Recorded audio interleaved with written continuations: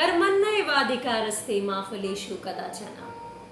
Krishna says, karma is in your hands to do karma, but what fruit you're going to get is not in your hands. But we are still stuck in those overthinking patterns, and we are always trying to understand things from our perspective and trying to get into stress, anxiety, and depression. Are you all facing the same thing? Are you also caught in the loop of overthinking? Let's talk of some overthinking patterns. The very first which we talk about is called catastrophizing. Sounds familiar? What is the meaning of catastrophizing? It means you're always thinking that something bad is going to happen. Let's say you made a project in your office, or you made a project for your school, your teacher told you, and you are thinking, oh my god, I've made it so bad, it's not going to be good, it is something which is very bad. So we are always stuck with those negative feelings, and that is what is called catastrophizing. We are thinking of the worst possible. Second is called rumination. When I say rumination, what comes to your mind? You're always ruminating over the past. You're a stuck record over a past, and you're just thinking about the past. Just to give you an example, you're like, oh my god, I can't believe I said something like that at the meeting. I'm feeling so bad. I'm so stuck. I said so bad. How am I going to face people? So you're thinking of things which have happened in the past as something which is not going to get out of you. Overthinking too it is. The third type of overthinking pattern is mind reading. And what does mind reading mean? Can you mind read? Can you think? Do you know what is mind reading? Think again. It means that you think you know what others are thinking and how they are going to react or overreact. So you're already in an overthinking pattern yourself, so you think you know what is going on inside the minds of the people. Oh, I know she's going to tell me I'm not looking pretty. Oh, she's going to tell me my work is not good. Oh, she's going to tell me I am so incompetent. She did not smile on me today, so which means there is something going on in her mind. You understand? You're trying to read the minds of people when you would not have crossed their minds at all. They must have been stuck with their own problems. But you are smart. You are overthinking that you know they acknowledged you in a wrong way, they did not acknowledge you, or they did not smile at you, they frowned at you, and you are making a whole story at the back of it. And that's called overthinking number 3, mind reading. And when you talk about fourth, it is fortune telling. We all know, we all love to hear fortune telling, right? We all want to hear what's going to happen in our future. But my dear friend, when you're overthinking and you're trying to fortune tell the future, you're not thinking anything positive. Your overthinking is, I've made a presentation, but I'm sure this is not going to go good. Overthinking pattern 4 is fortune telling, which is again wrong. Number 5 is all or nothing thinking. For example, if I'm not going to perform my best in this project, nothing best is going to happen. So which means either you want, you're looking at things in a way, everything is gonna fall apart if I don't get something right. So again, an overthinking pattern where you're trying to push yourself into a negative zone of a pattern wherein you will be stuck in a loop of being wrong. This is not going to be right, this is not going to be right, this is not going to be right. Overthinking. Overthinking can never be positive, right? Next is, we are talking about personalization. My friend did not talk to me well. I must have done something wrong. You're taking everything on to you as if you are doing wrong. You are the one responsible for the miseries or the reactions or the overreactions. So you start cursing yourself. You sit down and think, oh, what did I do wrong? What did I do wrong? And the next is overgeneralization. You went for a job interview, fair enough. We all go for a job interview. I mean, those who are preparing, and you're not selected.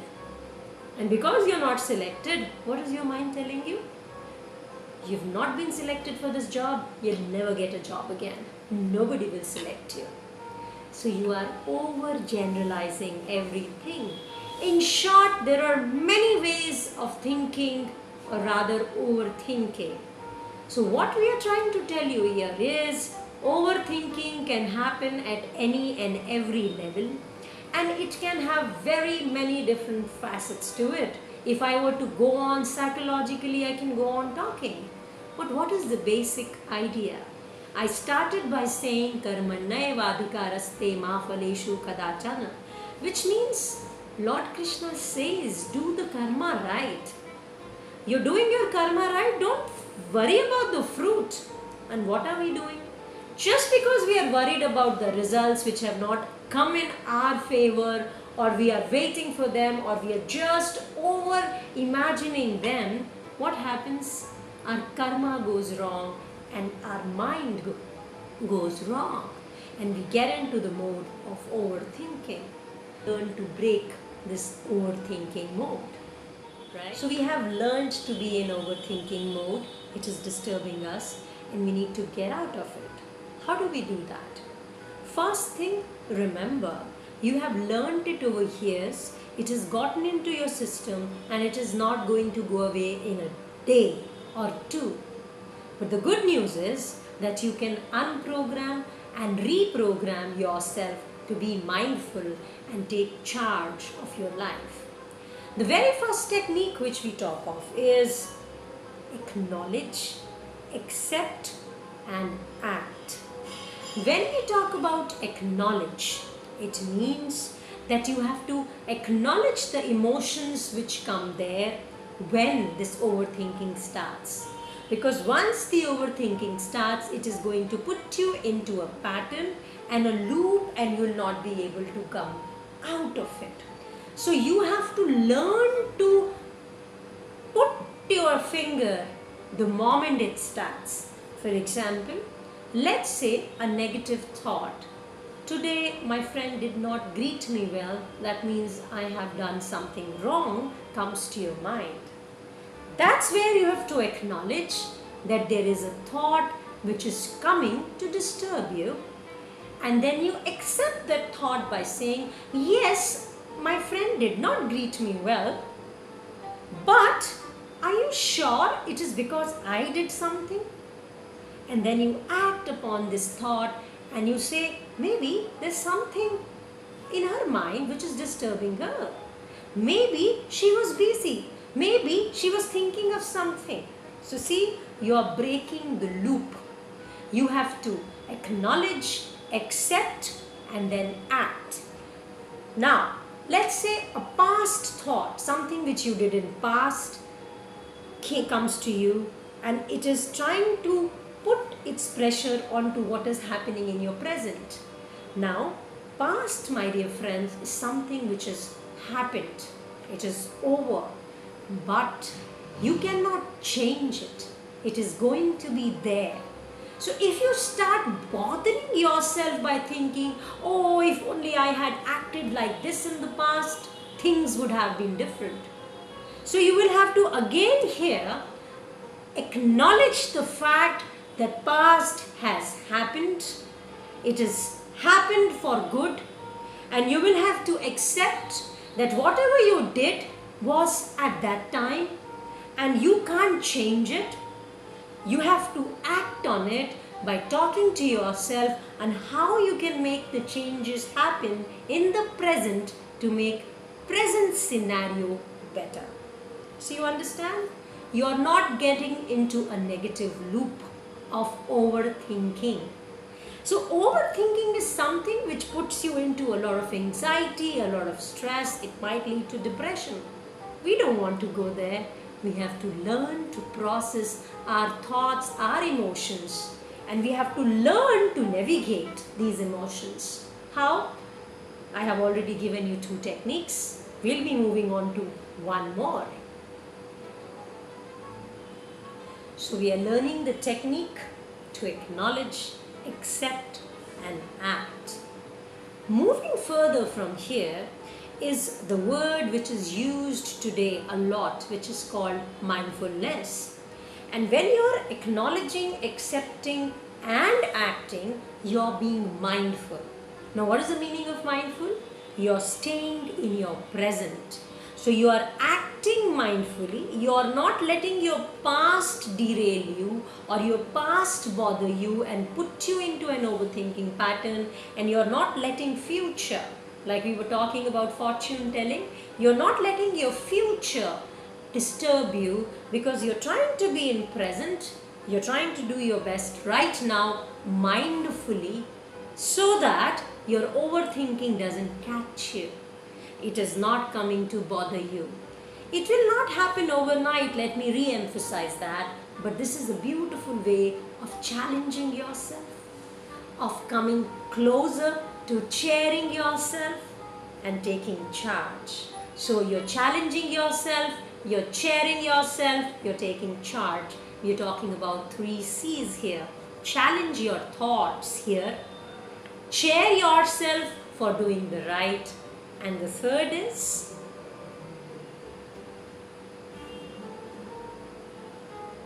so you're challenging yourself, you're chairing yourself, and you're ready to take charge of your own life mindfully, and you are getting out of that overthinking pattern. So when you're challenging, chairing, and taking charge, how are you going to challenge your negative thoughts? How do you challenge your negative thoughts? Cognitively challenging those negative thoughts and filling in the realistic options or opinions from your lives into them. Because, for example, if you say, I'm so bad, nobody likes me. So you'll have to replace this statement by saying, well, I am a very reasonable person. I do remember people cheering me up, or people telling me that I do great things, and people telling me that I really can be very helpful, or I am a charming personality, and you put those examples. So you're talking to yourself. You see what you're doing? You're challenging your negative thoughts. That is what we're talking about. First is 3 C's. The first C is to challenge. And that's the most difficult thing, right? To challenge your thoughts, because if one negative thought comes and you're not able to challenge it, it will take you into a loop, and there will be a whirlpool, and you will be caught in the pattern, and you will be so stressed and anxious. We don't want that to happen, right? Yes, there is a possibility that the triggers or the roots of our overthinking is in our childhood. But now we are big, we have grown up. If you are not big enough, go back to your parents if you're facing overthinking. But if you're big enough, if you have started working, or you're in college, or you're looking for a job, or you're in a relationship, or you're married, or whatever, then listen to me. If you have grown up and you have learned to observe certain patterns which put you into overthinking, for example, if somebody gives you a feedback or somebody criticizes you, you get into an overthinking mode, thinking it is the end of the world, thinking that the whole criticism or feedback directed towards you is to be making you feel bad, and you think you can't do anything good, and you get into the mode that people are not going to like you anymore. And when you're interacting with people, you're very cautious because you have learned it that you can't be, doing certain things which displease people. What are people going to say is a line which we have learned over years. So, if all these things keep bothering you, what do? Your social interactions, the criticism and everything. So when you're making decisions also, if you have parents have not taught you to take your own decisions sometimes, and you have not learned the idea of making decisions, you will get into an overthinking mode again. Then you're talking about past mistakes. If you've made a lot of mistakes in your past, you will be afraid to make a lot of decisions, and you will be into a loop of overthinking. So when you do get stuck in that, are there any ways of making the changes happen? Yes or no? Overthinking can have roots in our childhood. When our parents over expect from us, and they are always wanting us to perform our best, and they have a lot of expectations from us, we may get into an overthinking pattern, because we are always trying to understand how to make our parents happy, or how not to get into a conflict, how not to be critically analyzed by them, or let them not get critical. So definitely the roots of overthinking can be in childhood. So it has happened, it has given us a path which is our wrong cognitions, our wrong core beliefs, that we have to make everybody happy. See, the problem with overthinking is we have learned it over a period of time. It has not happened overnight. It is not something which has come to us as a magical overnight thingy. It has happened over a period, and we have gotten into the mode of overthinking, and we keep overthinking in very many ways. But, my dear friends, if you understand it is messing around with your life, if you understand it is making your life miserable, if you understand it is making you miserable, it's about time to take charge. You have to get mindful about it. So we found that our childhood can be the reason why we got into an overthinking mode. Now let's understand the triggers which are happening right now. So we have learned, or we are learning, to challenge our negative thoughts so that they don't become overthinking patterns and disturb us and get us into an anxiety or stressful situation. The technique is to challenge them, and challenge them like somebody who can really replace them with something very interesting. And here I would like to tell you that you can also, when a thought comes to you and you are ready to challenge it, sometimes it's very difficult to analyze the thought. So if a thought is coming to you, you can label it as a bad thought and observe them. This is, one is you challenge. The other thoughts, the second thing is called labeling. Now what you are labeling? You're labeling your thoughts. Let's say a negative thought comes, I am not going to do the best today. You say, oh, this is a bad thought. And then the other thought comes, my boss is going to be really angry with me today. You say, oh, this is a bad thought. And then a thought comes, my friend is going to be very happy with me. Oh, this is a good thought. Put yourself there. This second technique, after having learned to challenge your thoughts, is called labeling your thoughts. So that ways, these thoughts will not take you over. Your monkey mind is trying to put you into a loop of negative thoughts. Not that it is it is wanting bad of you, but your brain is programmed to be by you in any ways. And the way we teach our brain, the way we teach this monkey, it is going to react like that. So when you know this is a bad thought and it is a negative thought, you will leave it, and the mind is not taking you back there.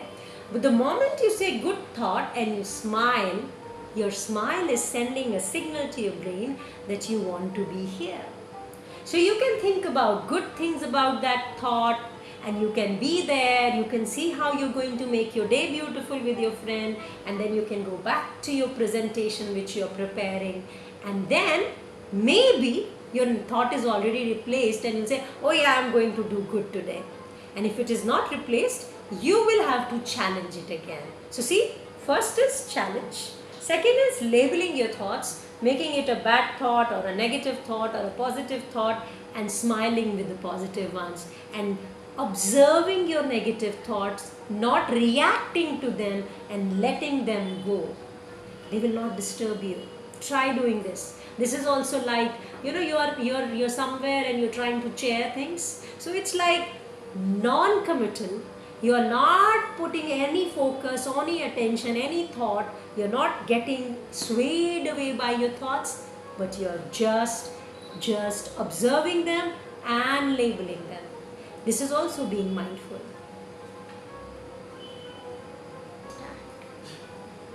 We have learned to challenge thoughts.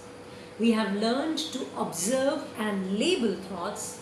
And the third thing which we are going to do, if there are a lot of thoughts which are coming in a consistent manner and they're creating a turmoil, we write down our thoughts and our observations and our emotions. And after a while, revisit them. When you write, you have literally taken yourself out of that overthinking pattern, and you're writing things which are disturbing you or making you feel happy. So you're kind of taking a different direction. So that's called journaling. And journaling also is done in many, very, very many different ways. So you write your things, and when you revisit them, if you see something which is not making sense to you, which means that you have passed that hurdle, so you probably can mark it as something which has been already, you can tick it and say this hurdle has been crossed. But if you come back to the thought and it is still persisting, that means you need to challenge it, you need to work on it. That's very important. After this, we come to something which is called embracing imperfections. Remember, none of us are perfect. None of us are acing everything. We all are learning, and life is a learning lesson. And it is our duty to make ourselves learn and become better each day. As Lord Krishna in Bhagavad Gita says, Udret Atmana Atmanam Na Atmanam Avsadhyet Atmevhi Bandhuratmana Atmev Ripuratmana, which means you have to take yourself higher. You don't have to degrade yourself, because you're your best friend and you are your enemy. What do you want to become? A friend or an enemy? So it is very important for you to be your best friend. Have you seen your friends when you are in a bad shape or you are in a thought which is negative and you're down? They will try to pep you up. They will count your blessings. They will count your good things. They will count your positives, positive qualities. Remember, that is what you have to do. When you get into a mode, when you're getting into an overthinking mode of self-criticism, that's where you have to pull yourself out and start counting the good things, the good qualities, the positive qualities, like a good friend, that you also have good things. So you don't get into a self-critical mode, you get into a mode where you're trying to pep yourself up, you're raising the bar of your self-esteem, you're valuing yourself. When we learn to value ourselves, that's the time we learn to value others also. Otherwise, we'll be caught into the patterns of overthinking or overgeneralizing. We don't want that. Life is too precious to be lost doing things which are not important. Right? So, you have to embrace imperfections. We are not perfect. We all are learning. So, if something has gone wrong, you say, okay, I'm learning from it. I'm making a change happen. And you have to stand by yourself as your best friend. Right? And remember, one good thing about being you is, one more last tip is, try to be a small child always. Don't try to think that you are somebody who is out to be a very mature human being, who is to prove yourself to be somebody grand and who is somebody embarrassed to ask for anything. You've seen a lot of people smiling at you, criticizing you. Oh, you don't know this? Yes, I don't know it. Please tell me how it works. So like a small child who's never afraid to ask, Don't be afraid to ask. Don't be embarrassed to ask. Don't be embarrassed to say, I don't know. Please tell me. A small child is never afraid, right? Be like that, and you will be able to get out of your overthinking patterns. More coming on this from ancient Indian scriptures, but in the meantime, there is a lot which you have to do. Keep doing it, and God bless you all.